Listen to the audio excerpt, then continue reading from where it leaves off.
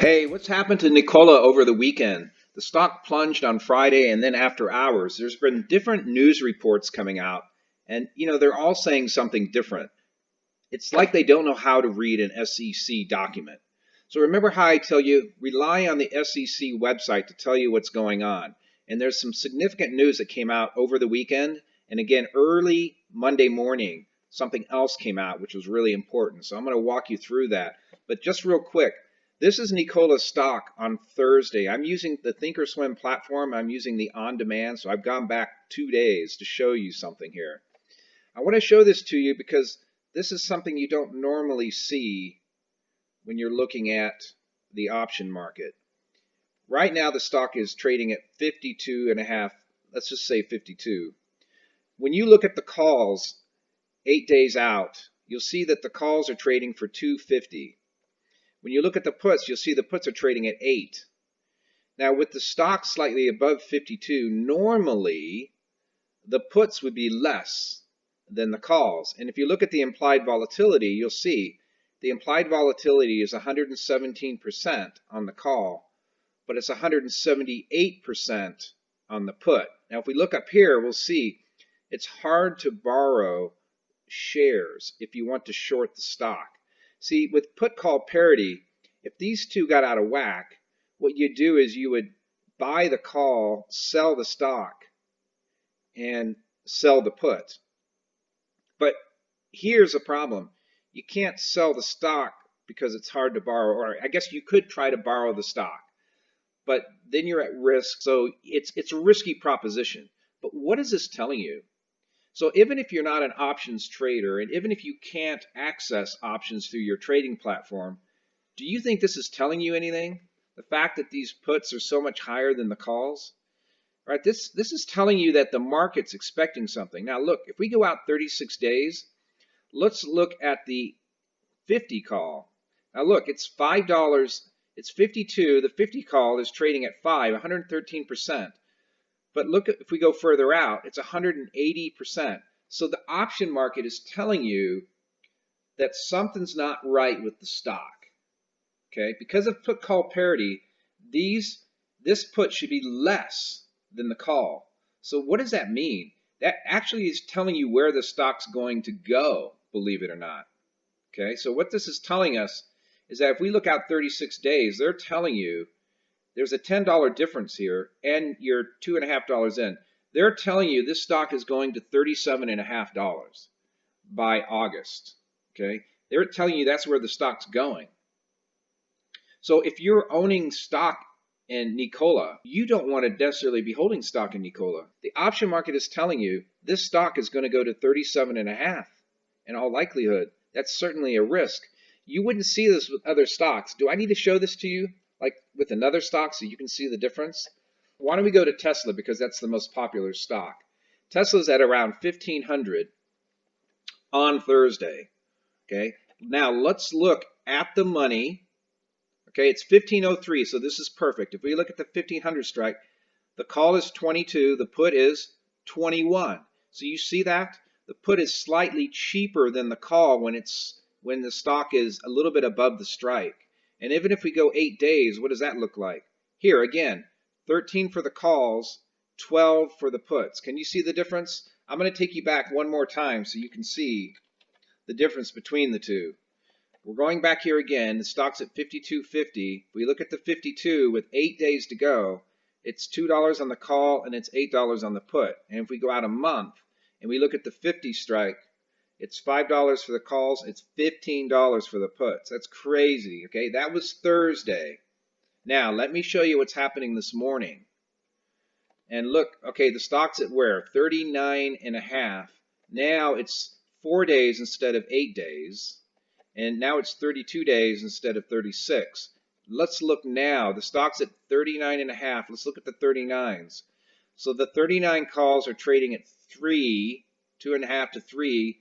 39 puts are trading a little bit above 3. Now we're starting to see some equalization after the stock has dropped $14. Now remember, the puts were predicting a $15. Was it a 15? The puts were 15, right? And the calls were 5, so they were predicting a $10 drop when the stock was 52. So now let's look into August. Let's go a little bit in the money. So now we're looking at the 35 calls. They're trading at 7 and the puts are trading at 5. So now we're getting closer to an equalization. But now let's look at the implied volatility to see if they're equal. You see here the implied volatility is 120%, and here it's 160%.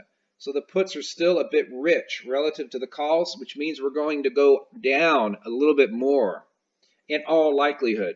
This is just another factor for you to use to understand where the stock is going. You watch the option premiums to see where the market makers are predicting that the stock is going.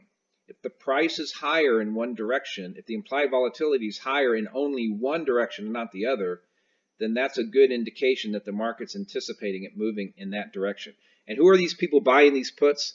These are the warrant holders, and these are the people who are waiting for the lockup period to end. They wanted to lock in those high prices in the stock. So they weren't allowed to sell the stock yet, and they couldn't borrow it because it's hard to borrow. You see that up here. So the next best thing you can do is buy a put. And when they bought a put, they were saying, look, I don't care how much this costs. I want to lock in a profit because I'm worried about the stock dropping when the lockup happens. Now, I'm going to hop over to the SEC website next. We need to look at the SEC website to understand what the real news here is, because the news has not been correct. It's been wrong. So let's go take a quick look and see what it says. Okay, now we're in the SEC website. We search for Nikola, and then here are all the forms that are coming through. Now, the registration of shares is an S1, okay? And you can see there's one S1 down here. This is the one from June 15th. And this just says, look at this. It says a preliminary prospectus subject to completion dated June 15th. And here they're raising up to 54 million shares of stock and then allowing the exercise of 24 million in warrants. That's all that says. There's a lot of detail in there. You can go read it. Then on July 1st, here comes this document, preliminary prospectus again, okay, subject to completion. So everyone thought this was it. Everyone thought this was the final document on July 1st. Everyone said the warrants would be exercisable on July 3rd, okay? And look, nothing changed. The warrants were now going to be traded. But remember what the document said, preliminary, subject to completion. The information in this preliminary is not complete and may be changed, okay? So look at the language they used. Now, how do you know when it's effective? Once the prospectus is done and they're happy with it, they'll normally correspond with the SEC and ask them if they're happy with it to make it effective immediately, okay? Now, you don't see any correspondence here, so they didn't document them calling up the SEC. Then, on Friday, there was another S1. Now remember, the news is all about the warrant holders being able to convert. But look at what this document said on Friday. Look at this. Friday at 5:27 p.m. after the market closed. Okay, let's go see what this one says. Come down here. Look at this. The information is preliminary, is not complete, and may be changed. Okay, no one can do anything until the registration has been filed and the commission has made it effective. Okay, again, the same terminology, preliminary prospectus, but this has got nothing to do with the warrants. The news coverage over the weekend said that the warrants were going to be convertible. This has got nothing to do with the warrants. This is another S1 for another 250 million shares of stock. And this stock is for who? This is not, here are the selling security holders. These are all the people who are now going to have the right to sell their stock, 256 million shares. And this is everyone in there. BlackRock's in there, and then the Nikola family is in there. And look at this, T&M, 11% of the float. And here, T&M and then M&M. You see this? This is the owner, this is the founder.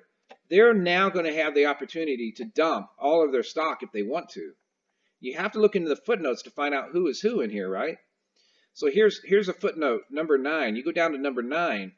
Consists of 91 million shares held by M&M, which includes 3 million shares subject to options held by certain employees pursuant to the founder stock option plan. Okay? This is wholly owned by Trevor Milton. So he effectively has the right now to sell all of his shares. This is a preliminary prospectus, just like the last two. One was the amended S1. This has not been made effective by the SEC. Okay, there was one filed on June 15th, another one filed on July 1st, and here's another one filed on July 17th. None of them have been made effective. They are not effective until the SEC files a notice of effectiveness. But look here, and look at this. Filed effective. It says effective at 4 p.m. on July 17th. I'm not sure how that became effective at 4 p.m. And I don't know if that means that when we saw the stock plunge after the close, some people knew that they were allowed to basically sell their shares at 4 p.m. But how would they have known? And the reason why I ask that is, look, this was effective, this was accepted this morning at 12:15 a.m. on Monday morning. But the effective date is July 17th. The effective date was 4 p.m., but we only got notice on the SEC website at 12:15 a.m. today. Somehow people must have known, but somebody involved in the process knew that they were able to start selling their shares on the close on Friday. Otherwise, I don't know how the stock could have dropped as much as it did. Now that we have a notice of effectiveness, and I guess it relates to all three S1s. All three S1s are now effective, and so now they can release their shares, and that's why we're seeing the stock down. So this is why I tell you guys, do your own homework. You go in, you find the company, you click on it under search, and you pull it up and just get comfortable with these different forms. And over time, you'll realize that you're going to see the same ones over and over and over. And then once you look at what they are, you'll get more comfortable with what they're doing. It will not be that difficult for you. But this is where the information is. All the other news you read are people coming here and then not understanding what they're looking at. When this was published on Friday, it was not effective yet. Same way it wasn't effective down here on June 15th. This one was also not effective, right? As well as the amendment on July 1st. That was also not effective. All right, so look, I hope that helps. Good luck.